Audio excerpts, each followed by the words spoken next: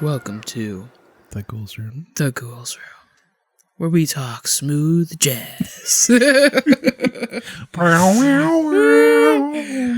Welcome to The Ghouls Room. I'm Jilly. I'm Jessy. And call us sometimes, maybe when you're lonely and you want to share some information. Wow, we're getting right off into a strong plug for the phone number. We're not going to answer, so don't be weird, but leave us a message. Hey, I just saw a ghost, and this is crazy. But how do you know it's a ghost? Here's our number, so call us maybe. I was doing a bit. Hey, I just found a ghost, and it's a scary one. So here's a spooky dookie. You didn't even keep the phone number. That's the whole point of the joke, that they're calling us. Oh. 401-592-7466. When I look at you, you'll say the 66. Okay, ready? Oh, okay. Okay. Call us at 401-592-7466. So, I have a little topic that you're going to guess. Okay? No, this one's like, I think this might be... I have been reassured there is an actual topic this time after the gaslighting of the episode that just came out. There was a topic. It was bullshit. It was like scary stuff. Get out of here. Okay. So we got some stories today. Yeah, are you ready? As always. So this one, I think. Wow, didn't even wait to let me answer if I'm ready. Oh. What if I wasn't ready? Are you ready? I am ready. Okay, so glad I didn't wait for that. Okay. Anyways, so I'm not gonna read. Oh, I thought you were. No, okay, no, wait. So you're not gonna read. So I'm not gonna read the title. Oh. Because I think that would give it away. Are these different titles, or is this like responses to something again? No. So what are we dealing with? There's different titles. Okay. Yeah, but it's the same category. But there is a theme. There is a theme. All right. Okay. The first two stories, the second story is responding to the first story, but then the rest are its own. Gotcha. You know, like a square is a rectangle.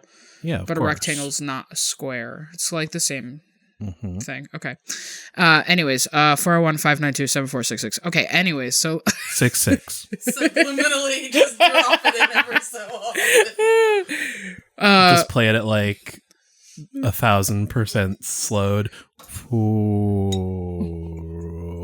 like the Inception soundtrack. Anyways, so the title of this is My Mom Blank. That was me censoring it. Okay, this is by our favorite, a deleted Reddit user. Of course. Those are my favorite. Is the theme moms? I don't know. I don't know if that's a sub-theme. No, it's not, because the second story starts my dad. So is the theme parents? Have you already read too much of the titles? How do you not know? No, I know what the theme is, but I don't know if that's a sub-theme. Well, if it's not the answer, you just say no. Well, it could be like a potential... It could I don't want to lead you but I'm astray. still wrong. Well, I guess that would be... Okay, so anyways, back to this. All right. Are you ready? We've already gone over ready. this. Okay. I am ready. All right. So this story has been told by my mom, a few times. Wait. To me? Yeah. Okay. We're starting off strong. Okay. All right, so this story has been told to me by my mom a few times. And every single time, I still get the creepy, eerie feeling that someone is watching me. I always feel like somebody's watching me. Sorry, continue. Should I redo that beginning part? What? Can we redo that? All right, so this story has been told to me by my mom a few times. And every single time, I still get the creepy, eerie feeling that someone is watching me. I'm not a dancing monkey. Do the song. No, I will make a joke when I feel the clip, spirit. Please. Okay, thank you. I always feel like somebody's watching me. Insert. Can't just tell me to dance. Insert dancing monkey here. Thank you. My mom is from a small town in Mexico.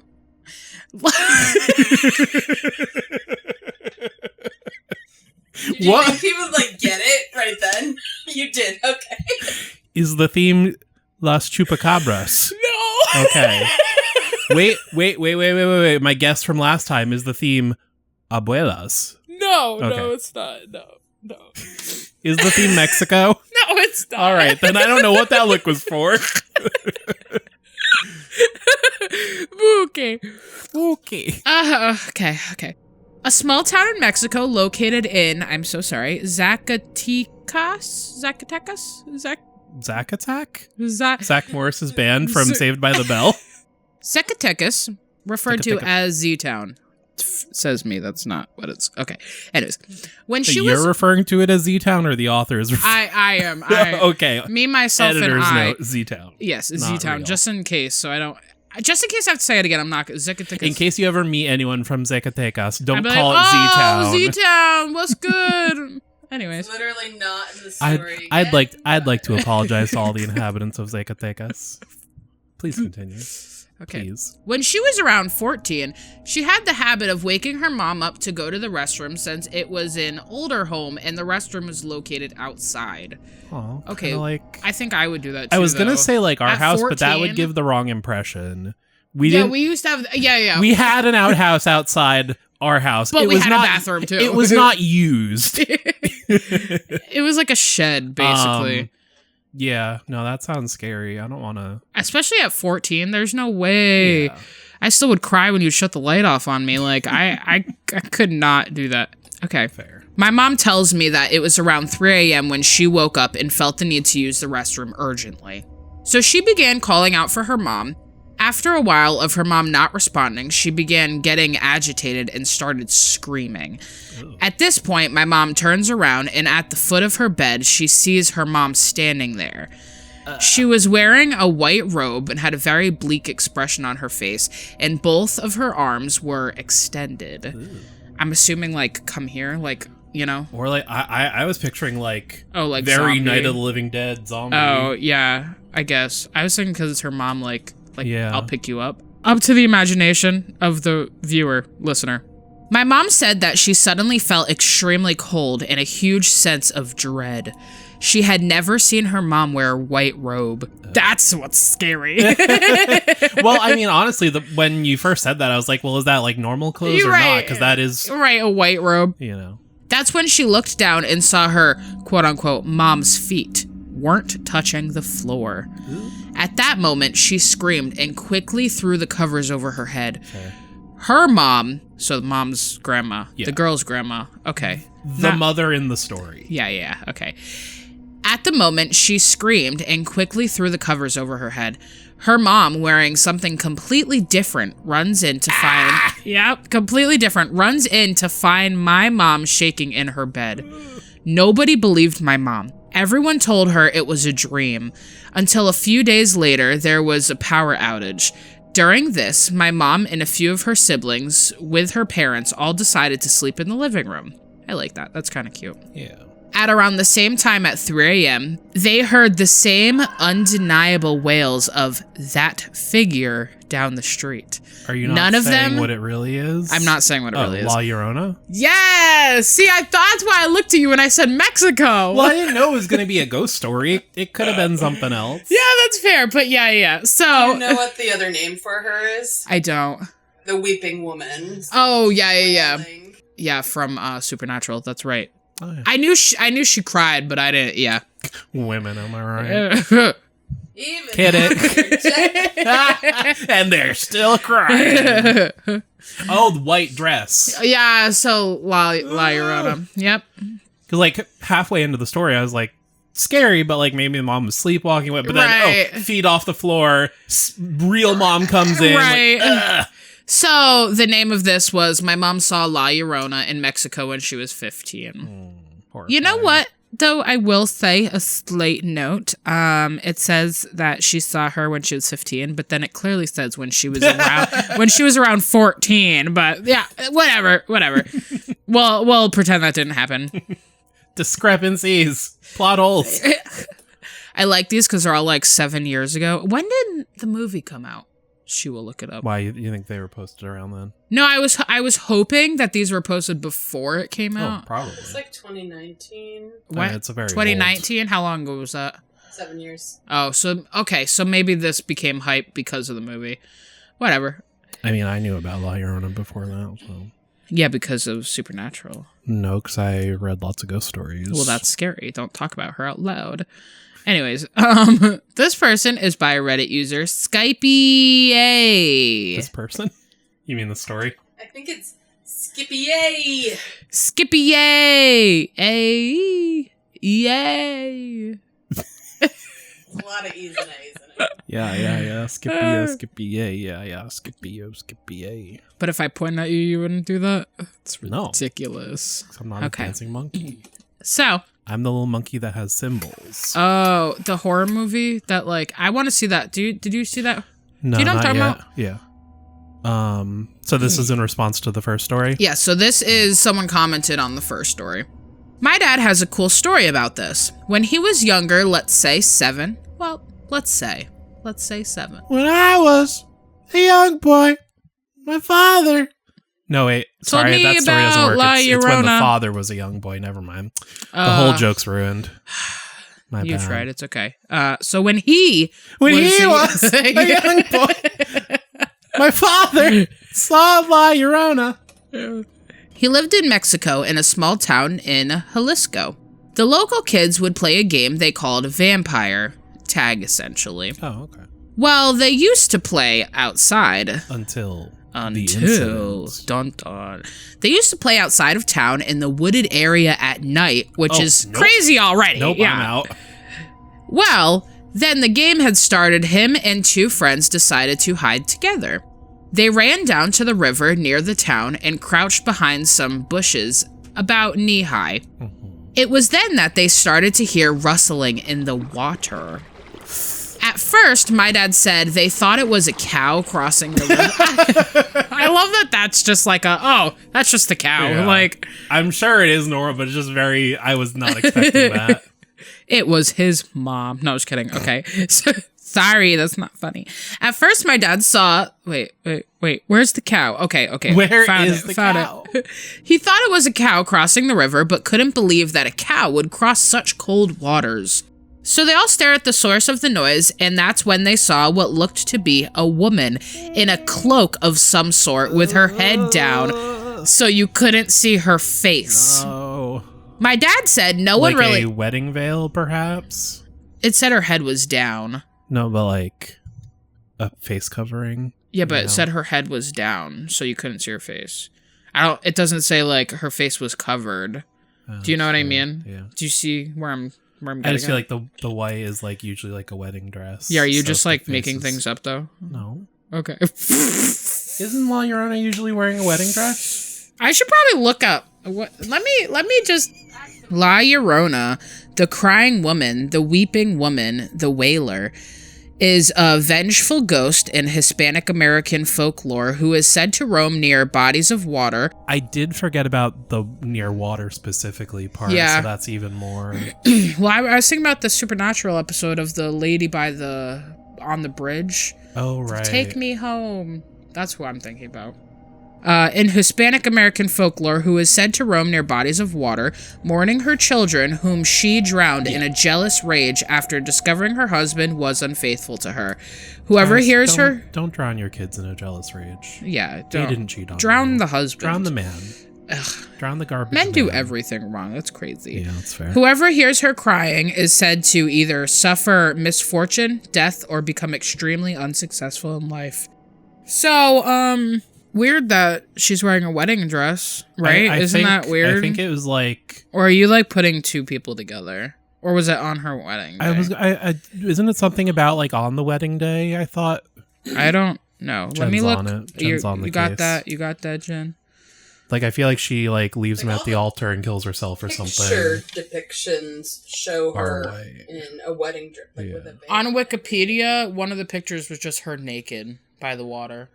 So I don't... Wikipedia is wild sometimes. I think it might just be one of those things where it's similar to other lore. They just mix them together. Gotcha. Okay. But it's also easier to present her as a bride or a wife by showing her in a wedding dress. Fair. Right, because then she's obviously... It's like shorthand. Yeah. But yeah, the not being able to see the face made me think of face covering, made me think of bridal veil. Anyway, so it doesn't say that.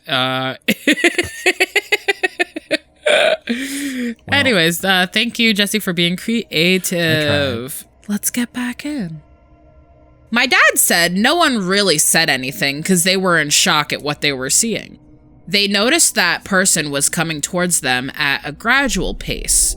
My dad said that when he noticed that the figure wasn't actually walking, but floating, like an inch off the ground, is when he started to run. First of all, a side note question. If she was floating over the water, how'd you hear her in the water? Maybe she floated up out of the water. That's even scarier. That is even fucking scarier. I'm not gonna lie to you. Don't like that. They ran back to town to see some of the kids already back with a shocked look on their face too. All the kids there saw the same thing apparently. That was the last time they played that game. I mean, I don't think it was the game's problem. I think it was the location. Right. Oh, that's horrifying. So the next one, I don't even know. But this one is funny because it reminds me, my English teacher calls me Big Dog J, because I definitely write that on all my papers, so I kind of encouraged that. But anyways, so this Reddit user's Djunderdog. Can I tell you, I figured that's how you were going to read it. I'm going to let her try. I knew you were going to be wrong, but I wanted to see it. Wait! DJ Underdog! I'm glad you read it exactly how I expected that. After I just made that DJ joke too. Yeah, wow. I was like, oh, she figured it out. Never. Nope, she did it. Okay. Oh, boy. That's so funny. Wow. Took me a quick 4 seconds to load. If you didn't say anything, though, I never would have knew either, which is so funny. Okay. She is real! ... A La Llorona. Experience. Oh! The A makes a lot more sense now. I was like, law means the, right? The Llorona. I don't know what's wrong. She is real. A La Llorona experience. This happened to me when I was about 11 years old. It was the 90s. I have lived my whole life in El Paso, Texas. The culture is rich in folklore and religious beliefs. Many Hispanic families have stories of the paranormal. One legend popular in the legend of the Weeping Woman, dun, dun, dun. aka La Llorona. The legend of La Llorona, pronounced La Llorona. I think I would have figured out the theme by this say story. That. Mark. Strike it from the record. Okay.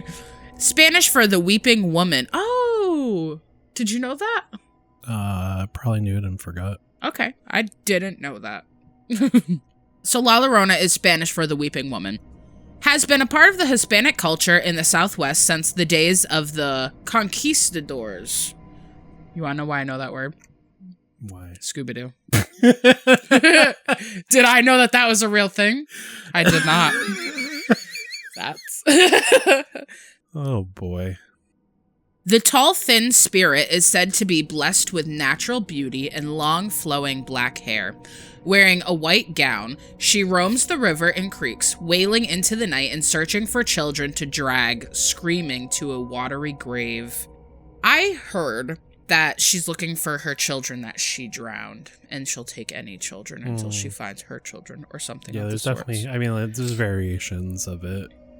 No one really knows when the legend of La Llorona began or from where it originated. Though the tales vary from source to source, the one common thread is that she is the spirit of a doomed mother who drowned her children and now spends eternity searching. Oh my god, I literally just said that. and now spends eternity searching for them in rivers and lakes. The night was just like any other night. I lived in a trailer with my mom and dad.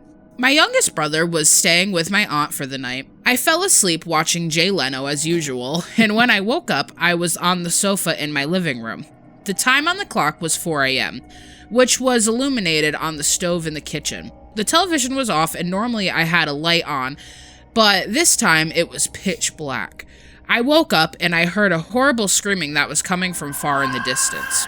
The screaming was coming from a ditch that was a few feet away from my home. Ugh. I heard it and I thought I was hearing things. I asked myself, am I dreaming? Then I started to hear the animals outside howling and whimpering. Oh, that makes me feel sad. These animals that I speak of are cats and dogs. As the screaming got closer, the animals continued to cry.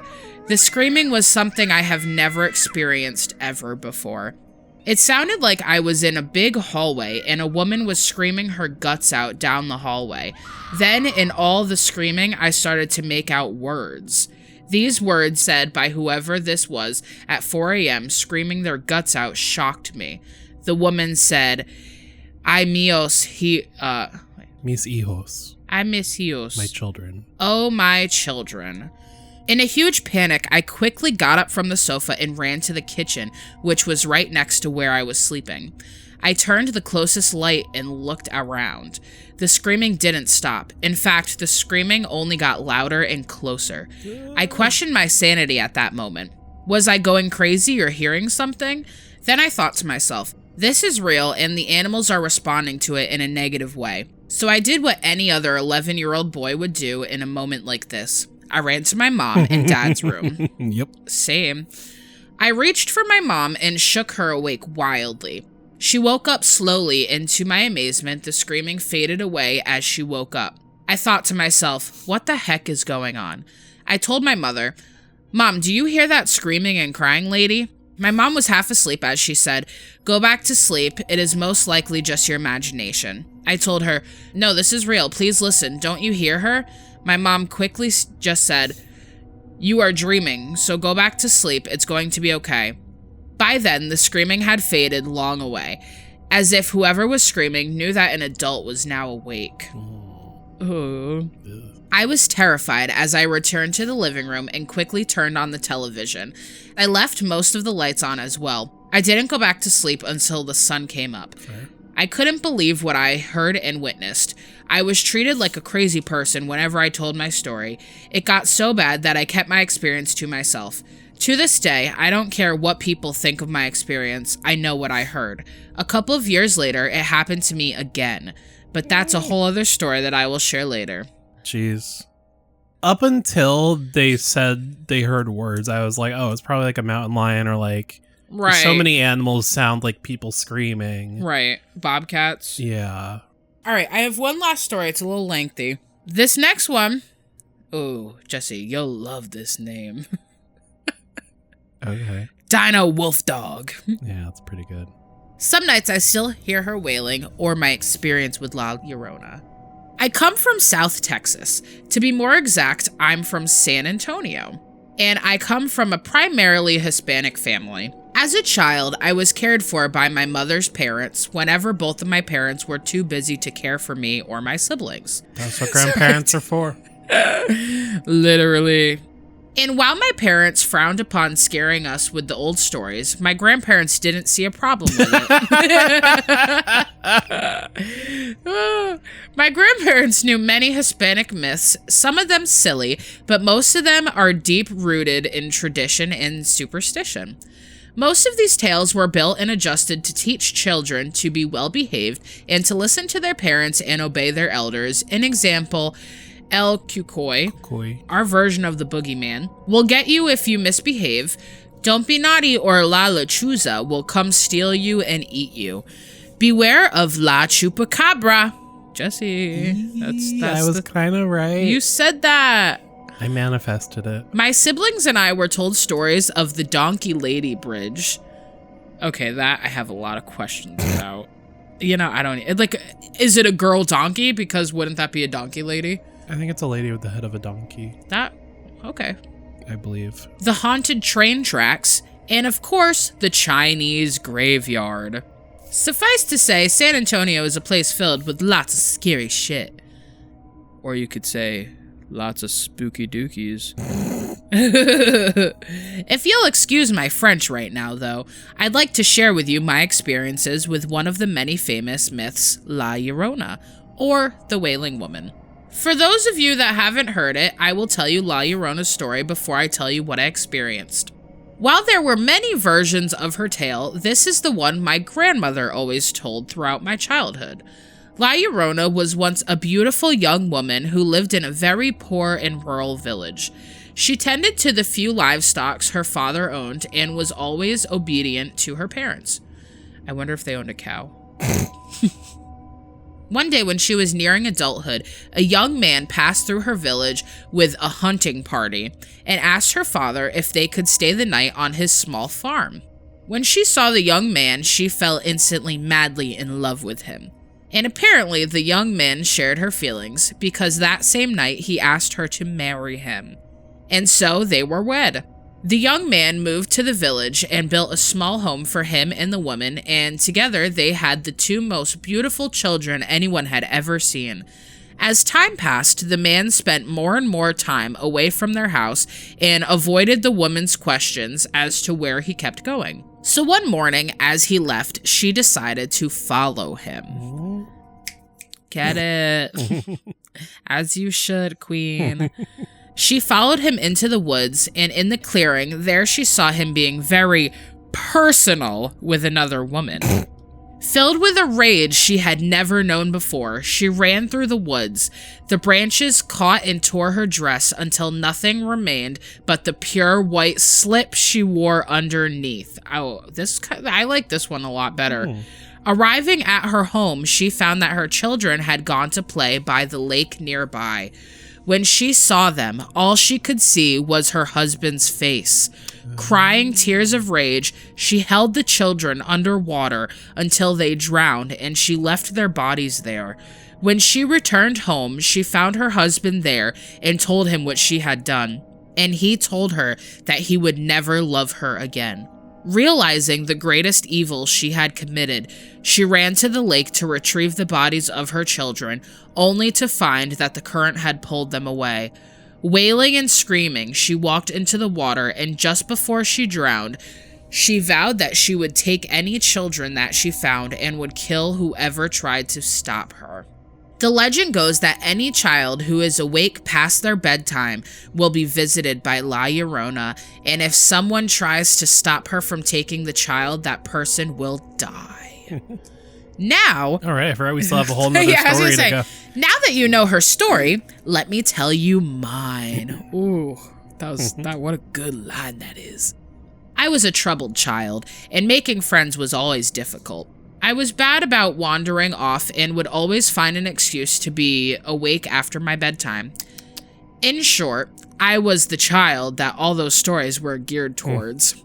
It was one particular night that I had been especially bad, to the point where I'd already been spanked with a chanka, which is the flip-flop, twice. My mother sent me to bed early, and there were no goodnight kisses to be received. So I did what any other 10-year-old child would do, knowing that no parents would be coming to check up on me. I got out of bed and began to play and make a mess. I knew it must be late and that it was far beyond my bedtime. I couldn't be sure of the exact time, but I could hear my father snoring loudly, and that was enough for me to know how late it was. In fact, it was probably because of the snoring that I didn't hear her cries until it was too late for me to run to my bed and pretend to be sleeping. It started low, a noise that I was sure that I might be imagining because of all the stories my grandmother told me. When it got louder and closer to my room, I knew it had to be real though. So I climbed into my bed and I heard scratching on my door. In a voice so sad and desperate, I began to cry. In her wailing tone, she cried out, what is it again? Mis hijos. ¿Estás aquí? Or translated, my children, are you here? At this point, I was shaking. My eyes locked onto my bedroom door as she cried out again, saying this time, "Por favor, vuelve a mí. Mama es mucho lo." That was, I take Spanish. Was that like really good or something? You can tell. Or please, come back to me. Mama is so sorry. I was crying and screaming for my parents as my door slowly opened. And she let out another mournful cry. Lo siento, mis babies. Mama, lo siento. Lo sienti. Sorry, my babies. Or, I'm sorry, my babies. Mama is sorry. She pushed open the door, and there she was, in her pure white dress, her long black hair hanging over her face, pale hands covering her eyes. She slowly looked up. Her brown eyes were bloodshot. Her spirit had been crying for so long that now they were tears of blood. I let out an ear-piercing scream as she said, "Usted ha sido Usted es sudo malo. Es el momento de volver a casa." Or, "You have been bad. It is time to come home."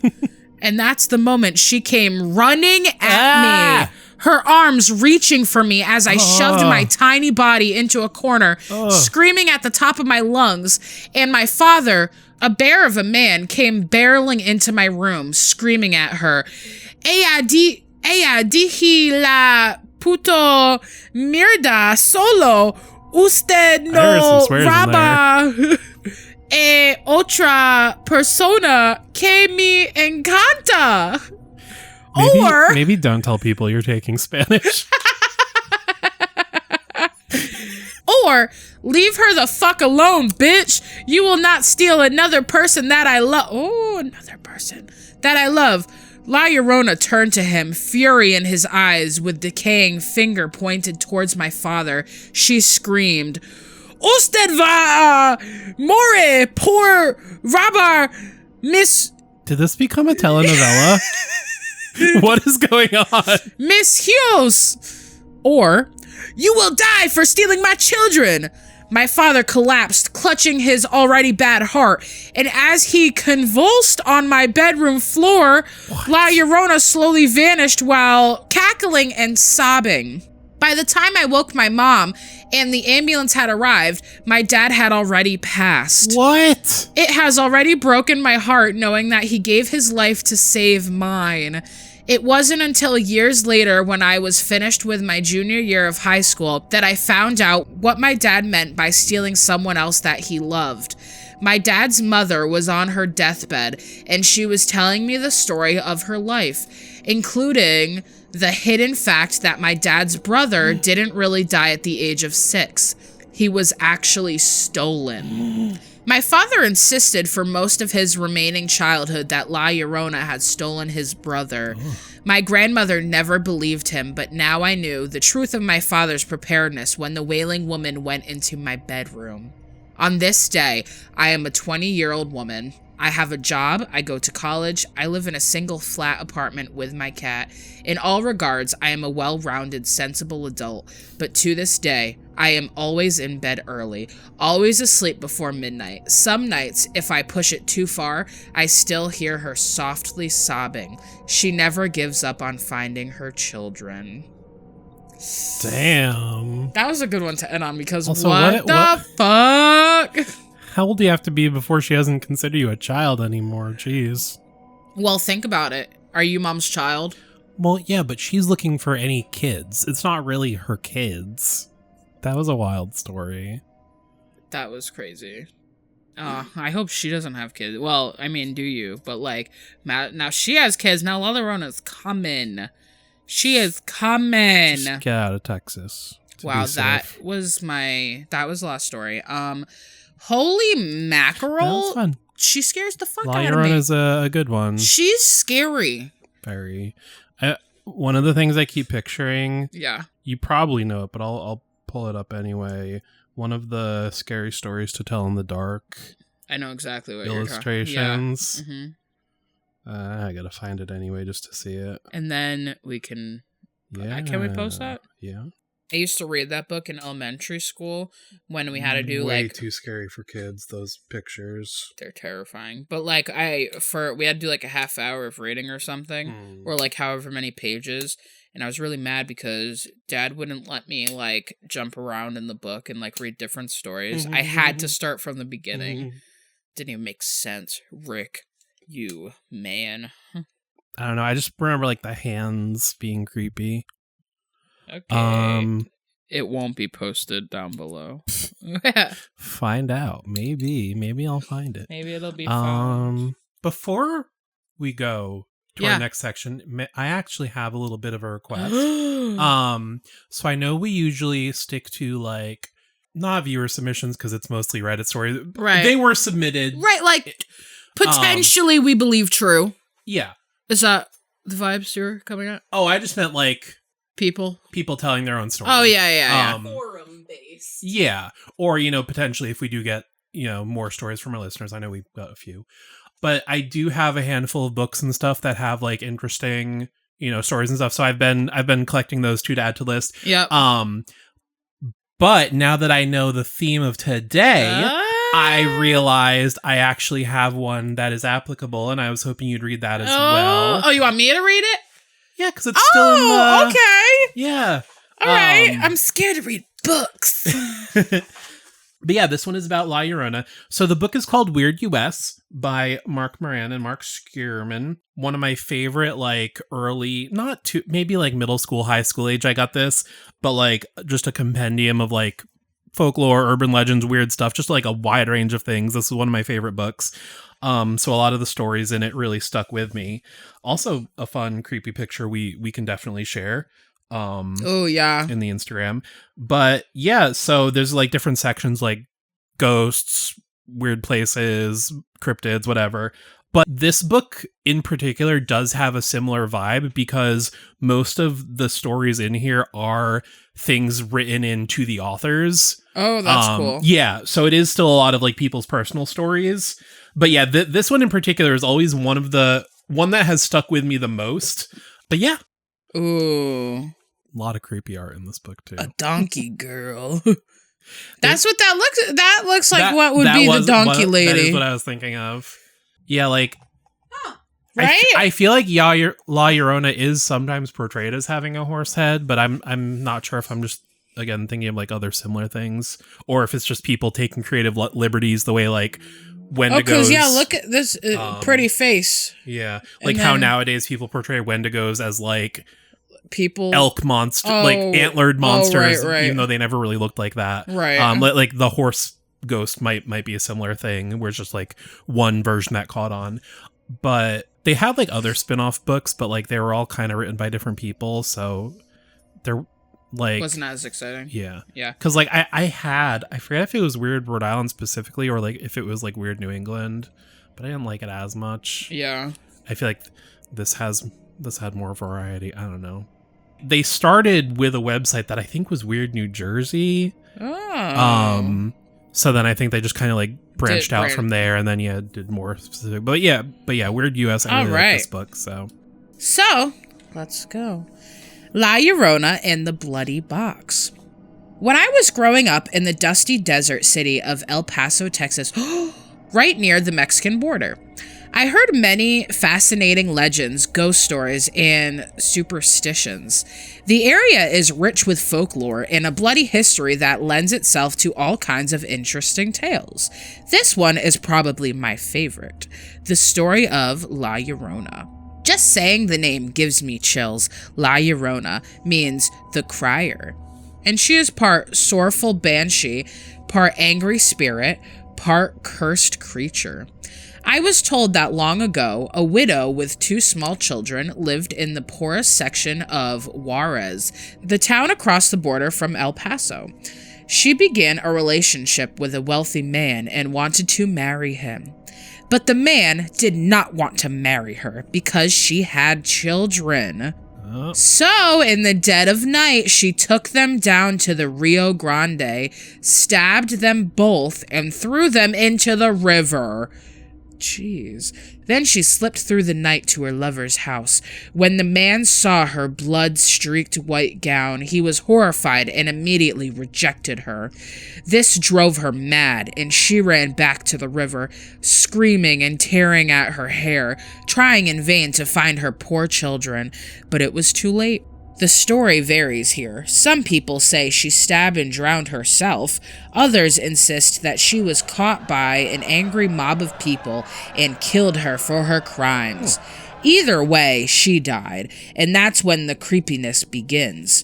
Soon, people started to report hearing horrible wailing from the river's bank. Then the sightings began. People related tales of seeing an apparition wandering the riverbanks at night, something with the body of a woman and the head of a horse. The creature, who wore a long white, bloody nightgown, was wailing as it searched the waters. It is still a nightgown in this version. The locals said that it was the spirit of the woman, cursed to wander the banks of the Rio Grande for all eternity, wearing a horse's head as punishment for her awful sins.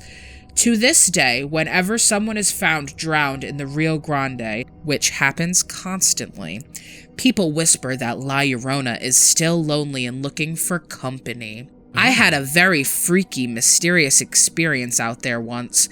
We drove over a bridge across the river to the dark... Oh, see, this is where I think of Supernatural. This is the part that really has always stuck with me. Okay. I had a very freaky, mysterious experience out there once. We drove over a bridge across the river to the darker, scarier side and got to look around a little bit. One friend yelled out like he was startled. We saw him hurl something towards the bridge and come running back towards the car, yelling at us to get in and go. He told us that he saw a horrible, monstrous woman standing in the middle of the bridge looking at him.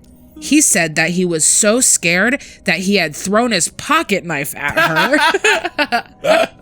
I also forget that they actually see her in this story, because it's not the part that I remember. I hope it was open at least. Right? You know what I mean? A closed pocket knife. As we headed back over the bridge, we suddenly stopped laughing as we found our way blocked by a box that was sitting in the very center of the narrow bridge. There was no way it was there before, or we wouldn't have been able to get over the bridge in the first place. We were all scared witless, so half of us got out to move the box. We could see dark liquid dripping down the sides, and when we lifted the lid, we freaked. It was filled with blood, bloody organs, pieces of bone, hair, and other stuff. I recall clearly seeing an eyeball. We sped out of there as fast as we could and pulled over at the first place we found, an old bar, where we ran in asking to use the phone. We were all panicked and freaked. We called the cops, who came out to meet us and asked us to lead the way. To our surprise, the bloody box was still there. We half expected it to have disappeared. As soon as they opened the box, the cop unholstered their guns and called for backup. I don't know if it'll get a ghost, but it's better than a pocket knife. Right, literally. More cops came and took statements from us, and then we had to leave. The only explanation they gave us was we left, and maybe it was bait left by a fisherman. That was one of the most bizarre things that has ever happened to me. My friend still insists that he saw La Llorona, and he's convinced that she left the box there for us. My other friends think we almost stumbled across a murderer who was dumping what was left of his victim. Another friend even had a theory that someone was leaving an offering for La Llorona. I don't know what I believe, but that was something I'll never forget. Signed, Shady. Yeah, that's one of those things where it's like, whether it's supernatural or not, that's crazy. Either way, yeah. The fact that it was there, because if that was left by someone, clearly it was after they... Yeah. But I was picturing a really big box, because if half the friends got out and they can't, like, how small is the road or how big is the box? Yeah. You know what I mean? Like, that's like... I mean, to be fair, regardless of the size of the box, any box filled with blood and organs is a problem. No, that's fair. But like, let's say it was like a ring box. I'd be like, oh. Big enough to mess with the road. To stop a car. You don't want to drive over it. Right. Jeez. But well, thanks for that. Jeez, what the heck? The blood box. Should we move on to Story Corner? All right, I'm ready. I've been thinking about it. In my dreams, I've been dreaming about it. Or your nightmares. In my life, I've been... Or are you referencing the fact that he has a lot of bad dreams in the story? Does he? I still think that stuff was real. I don't think he dreamed any of that, actually. All right, let's... Unless he's drugged by the poisonous poison stuff. The poisonous poison. The goo from beyond. Content warning, discussions of suicide. The main thing that happened last time is that coworker Bob... killed himself. The old sewer slide. I don't think anyone can see you do that, by the way. You can. You saw it. That's all that matters. It was for you. Yes. So his coworker has killed himself. Clearly, the sick land was getting to him or whatever. Well, got. It has got to him. All right, so let's get into it. Saturday, April 6th. The relief came. It wasn't what I was expecting. I thought we'd get 2 researchers. One replacing Bob, the other G. Right, because G's wanted to get out of there forever. But they don't know where Bob is, so do they think he's still there? Because they don't know, right? Because they didn't find the body, and they think he just never came back, right? Oh, you're right. I totally forgot about that. Yeah, we're not sure if he really killed himself or not, because the body was gone. Right. That's what I thought you were talking about, the bad dreams. So I was like, I think it really happened. No, like he was seeing Bob in his dreams. Oh yeah, and stuff. I meant that. But yeah, no, you're totally right. So he thinks that he hallucinated the suicide. Right. So Bob may or may not have killed himself, but either way, his body is he's unaccounted for either way. The relief came. It wasn't what I was expecting. I thought we'd get 2 researchers, one replacing Bob, the other G. When we heard the Jeep, we looked out. G clutched her suitcase. A man got out. The driver gave him a bag, then pulled away. She said, "Sergey?" Then she walked to her room and locked the door. The new man came in. Wait, she didn't leave? Apparently not. Because they only sent one. Sergey! Oh, yeah. Because the base needs 3 people. 3. They only sent 1 new person. She's gonna go cry. Yeah. That's just a personal trait she has. Not because she's a woman. You're a woman. You're allowed to make those jokes. Exactly. The new man came in.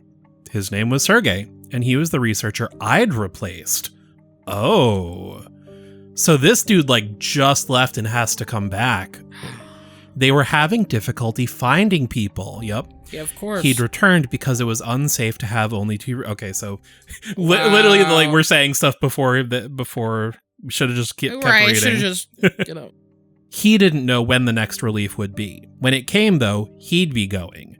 After that, it would be G's turn, then me. Oh, that sucks. Damn, G probably saw... Because she didn't know, obviously. Yeah. That sucks. It could be any number of months before I'm finished here. Sergey took an empty room. He looked in Bob's room, told me it stank of mall. I asked what mall smelt like. He looked at me, then pointed at Bob's room and said, "That." Okay. That's such a great, what? That? What do you mean? Yeah. I'm curious if it's a literal smell or figuratively. Right, right. He can sense it in some way, oh, this reeks of, Right. Sergey wants to train me. His only chance of getting relieved is if I'm experienced enough to train the next set of researchers. Oh yeah, I remember we were talking about that when he was potentially going to be the newest or the oldest person there, and he's barely been there. Right. We have to go into the yellow. We have to persuade G, right? Because they also need 3 people. Right, to go and there. she's so over it. Next day, Sunday, April 7th. Sergey trained me today. He wants us to go into the green soon. G won't come, but he's making progress persuading her to go into the yellow. Sure. My guess is that she won't be relieved if I'm not a competent senior researcher. In this sentence, I'm not sure if he means replaced or literally a relief, because either way, it kind of makes sense. Right.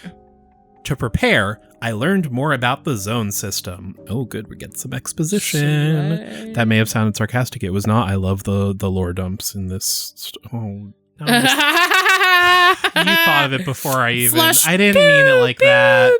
I didn't mean that kind of dump. They both. That can they be both my like lit up when I segment. said that. Oh my goodness, lore dumps. Gotcha. We're gonna continue. I love the world building in this. Is my point. Yes, I like So that. I like finding out more. Right. Sergey told me that the standard model of the sick land, with a green outer ring, a yellow inner ring, and a speculated red scent. Oh, speculated. So they don't really know. So it's probably too toxic to actually go there. Okay. Right. The standard model is an approximation.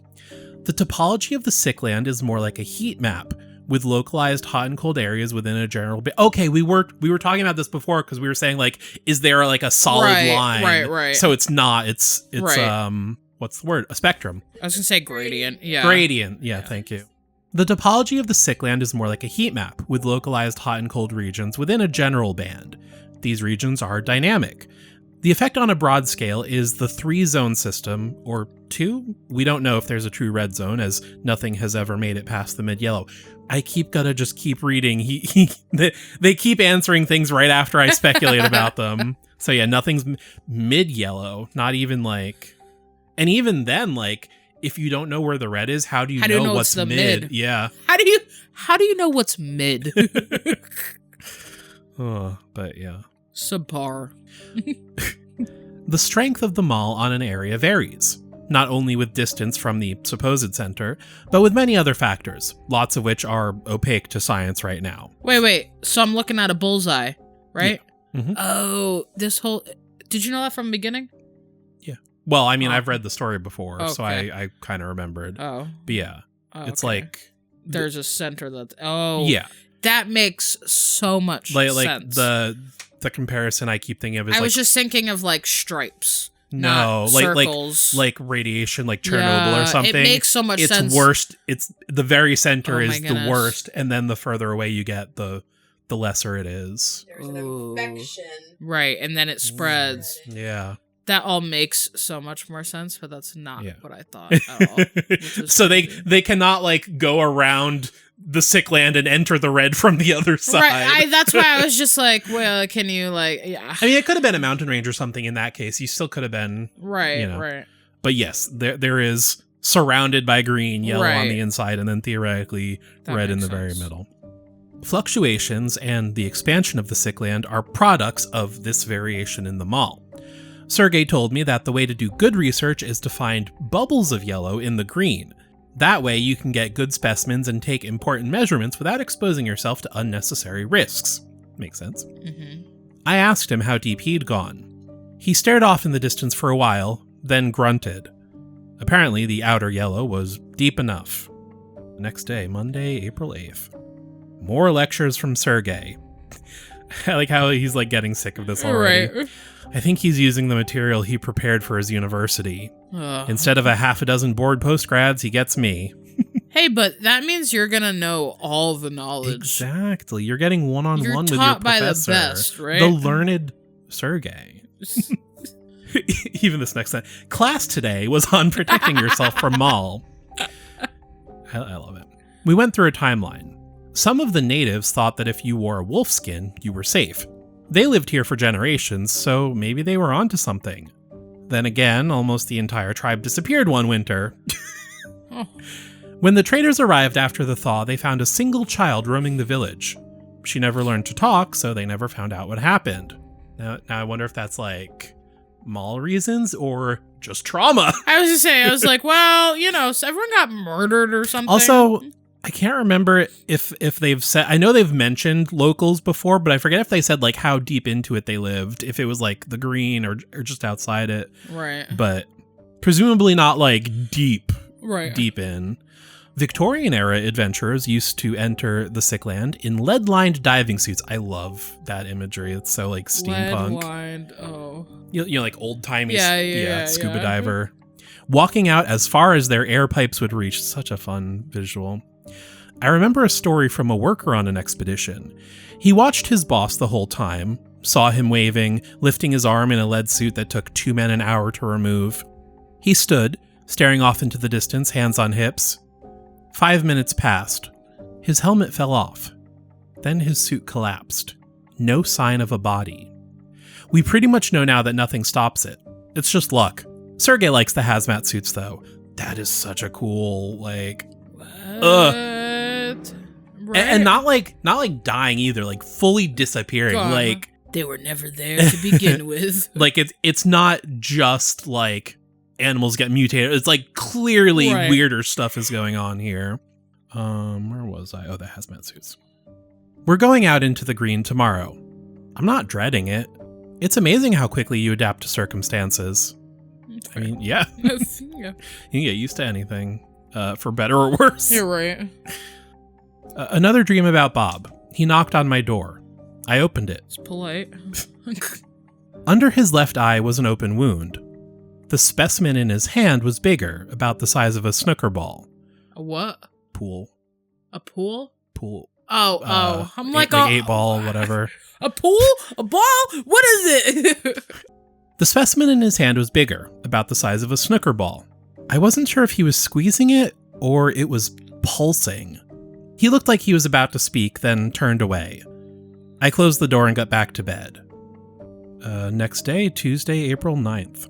He insisted we wear hazmat suits. The suits are uncomfortable and restrict your vision and movement. I can see why Bob never bothered with them. I said that to Sergey. He thinks that's why Bob died. He didn't take them all seriously. That's fair. That's a really fair point. We went in one Jeep, with Sergey driving.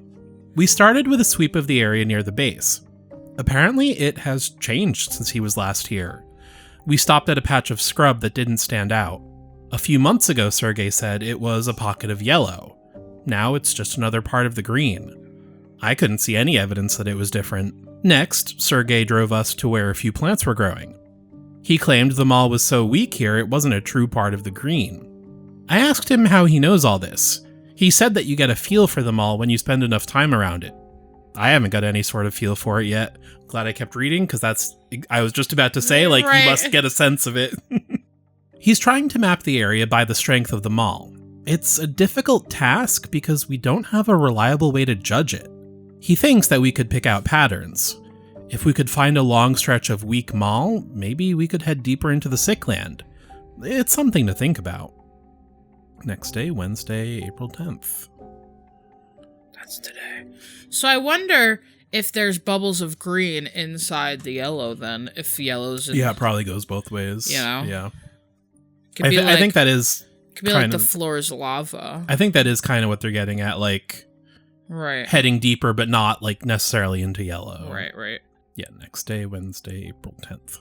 Sergey is working on G. She came out of her room and they had a long discussion about the green and the yellow. She gave me the impression that she'll make the trip out as long as she can ride with Sergey while I follow in the other Jeep. I don't want to go with the newbie. Right. We've also got to find the shortest route to the yellow. This is progress. Sergey told me afterward that he was considering offering her his seat on the next relief. What a gentleman. Right. He'd have to clear it higher up, as he's already over the maximum time a researcher is supposed to spend in the sick land. Oh, I don't know if we knew that they had a maximum limit. Right. I was going to say, I wonder if it's all at once, but it must not be since he left and came back. It must be like cumulative total. Well, he said he's already over and he hasn't been there that long, right? No, that's what I'm saying, yeah. If their regulation is like... A year. Let's pretend a year. Say it's a year. Okay. And then you have to come back. Yeah. But then you can go back. You just can't stay for more than a year at a time. I see. Or over the course of your life, you've spent a year there. You have to leave. Oh, yeah. You can't go back ever again. Okay. That's what I... That's fair. That's fair. My point was, I realized it couldn't be the first one because he's only been back a few days. And he's already over the limit. Okay. That makes sense. Gotcha. Yeah. He'd have to clear it higher up, as he's already over the maximum time a researcher is supposed to spend in the sick land. I'm pretty sure she'd take him up. We're getting on at the moment, and while it's improving her mood, she still wants out. Even "we're getting on" feels like a very British saying. We played poker for matchsticks in the evening. G is really good. Turns out her first degree was in statistics. Oh, good for her. Go Vegas, count some cards. You're right. Sergey is terrible. He would have been out early on if we hadn't let him open a new box of matches. He's not bad at the decision-making side of it. No worse than me, anyway. He just has a distinctive tell that we picked up on. When he thinks he's won, his mind wanders and he starts to scratch his hand. He doesn't even realize. When he's bluffing, he focuses on how you're playing and doesn't scratch. He couldn't understand how we knew when to fold. Decent day today. Oh, so nice. I'm sure it'll last. Hope he doesn't read this blog. Thursday, April 11th. So many of these are untitled, too. I guess they're all, not always something big enough happens to, like, title it. Right. I mean, you could have titled the last one Poker Night, but, backseat, right? Dear Diary. Right. Yeah, actually, that's a good point. I guess you don't title your diary, right. We spent the day poring over maps. Sergey wants to go out tomorrow and assess the mall over a wide area. He started coloring maps with different shades. He wants to isolate a long strip of weak mall for us to use when we take Xi into the yellow. Now that I've noticed, Sergey's scratching is annoying me. Not because of the habit itself, but because it shows he's not listening. He'll be speaking to me about his latest theories, hands folded on the desk or gesturing. When I respond, he stares away and scratches. It's rude. Maybe he's just autistic or something, Right. Let the man scratch his hand. Like, out of all things to be upset about. Maybe he is listening, Right. Like, I always get yelled at for drawing in class. It helps me focus. Exactly. Mm-hmm. I think he's like that because he's the senior scientist. Right. He doesn't. Oh. That was me reading. I was like, yeah, it makes sense. He knows so much. Like, he doesn't need to listen. I get it. Okay. It does make sense. But yeah, but okay. Sorry. He's the guy with the most experience, with all the ideas, and apparently with an itchy hand. But only when he's not paying attention to some boring peon. Peon. Is that what you just said? Yeah. Like a... Toilet. An underling. Oh. The ghoul's room. Okay. I'm gonna pull a Bob soon. You can cut that. I'm sorry. That was bad fun. Speaking of, weird dream about Bob last night. I thought I was getting over his death, but it seems I still have a few issues. Well, yeah, I guess even if there's no body, if he went out alone, they're assuming he's dead no matter what. Right. You can't really survive out there on your own. That makes sense. I thought I was getting over his death, but it seems I still have a few issues. I dreamt that I went to the bathroom. Don't we all? So relatable. Oh no! No! Oh man. Continue. Content warning, some disturbing imagery. When I came out, Bob was leaning against the wall. The wound under his eye was so deep now that I could see bone between the ragged edges of the flesh. Ugh. He asked if I was going out tomorrow. I said yes. He told me to dig under the tree where I'd first seen the mall. I looked at his hand. His hand was itchy. He was also scratching. No. His specimen was bigger, the size of a small melon. It seemed to be growing between his fingers. It pulsated. He saw me looking. He lowered his head and regarded the specimen with no real interest. He left. I guess we're gonna find out pretty soon whether these dreams are important or not if he digs under this tree. I hope he's under the tree. Can you imagine?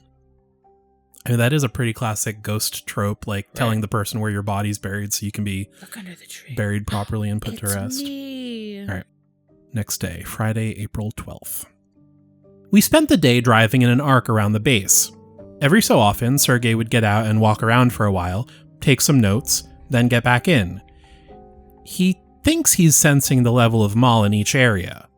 So did you say something? I'm losing it now, apparently. So I'm just thinking of him like kind of like a cult leader. Holding his hands out, yeah. Dowsing rods. Do you feel that? Searching for, yeah. Right. I'm not sure that's possible. The research, of which there is little, suggests that the mall in an area can only be inferred from the visible effects. Oh, right. That makes sense. If you can't measure Maul, Right. How can you? How fucked up is everything? Right. That's how you. Yeah, that makes sense. I mean, they've probably said something to that extent before, but I forget. When I said this to Sergey, he told me I was too inexperienced to sense them all. See, that could also be true. Yeah, honestly, it feels you know, very 50-50. You know, like especially in this story where this weird thing really exists, like humans can notice a lot of things, you know? Right. So maybe it's like hard to describe, or like Right. there's no way to prove you're sensing it, so like they haven't written about it. But so, like, also, yeah, I feel like he could sense it because what was the first thing he said when he went to Bob's room was that it smells like it. And if he said, what does that smell like? Maybe he's not. yeah. Or maybe this man is pregnant and has a pregnancy nose. We were just talking about this. We told you our friend is. It's a superpower. And yeah, it makes sense if you're there for long enough. Like, Right, you just start to intuit things, you know. Right. Or maybe even too, like maybe he can't sense them all, but like he can intuit the effects the same way they measure it. He just doesn't realize like that's what Maybe he can't sense them all because he's one of those people that maybe he's immune to it, so he can't smell it because he's immune to it. Oh, the narrator. Yeah, the narrator. And that's why the other guy can smell it because he's not immune, Maybe. and so he can sense it. Or it's just so subtle, like... Yeah.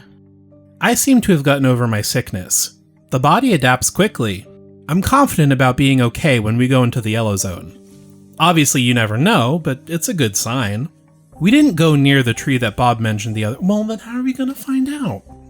I'd probably dig around there a bit, not because I think I have prophetic dreams. From Sergey's map, I can see that we'll be in the area tomorrow. Oh, okay, so he does plan on it. I'll have a look if we stop there. I was writing on the computer before bed last night. I needed to note something down, but I couldn't find a pen, so I gave up. I went to the bathroom in the middle of the night. When I came back, the pen was... Don't even. She leaned forward. I can see it in her eyes. When I came back, the pen was right there in the middle of the desk next to my pad.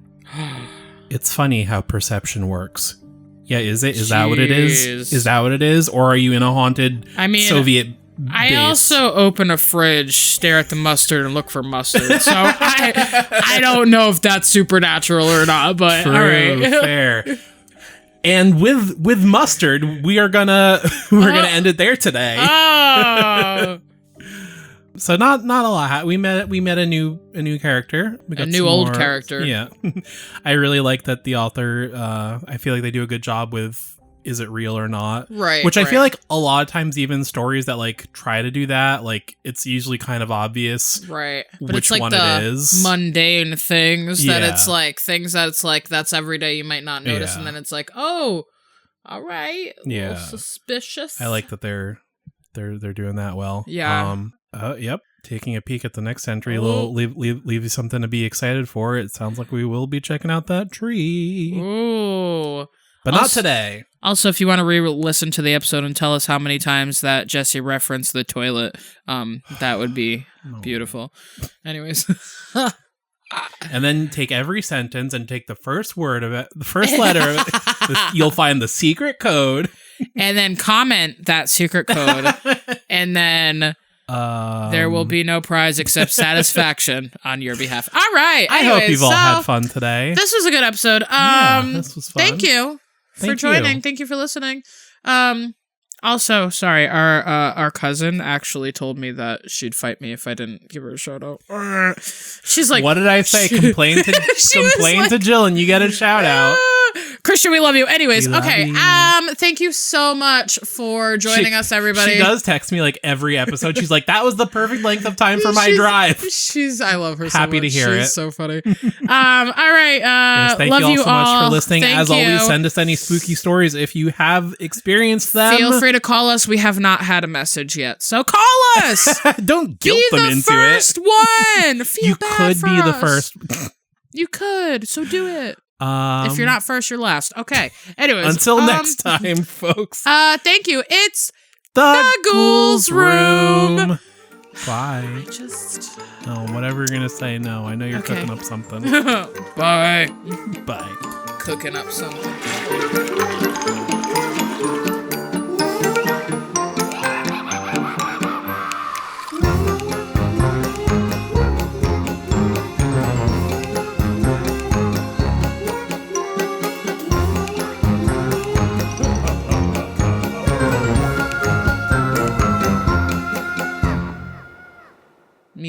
Mis hijos.